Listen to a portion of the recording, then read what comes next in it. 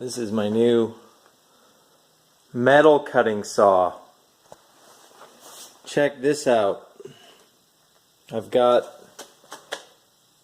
heatsink pieces in here and they need cutting to size. So there's one.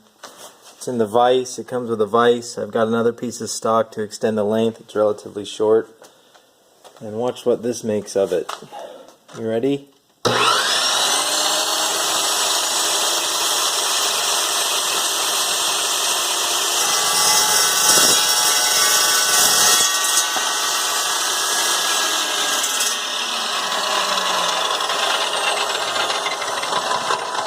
Throws a few pieces, but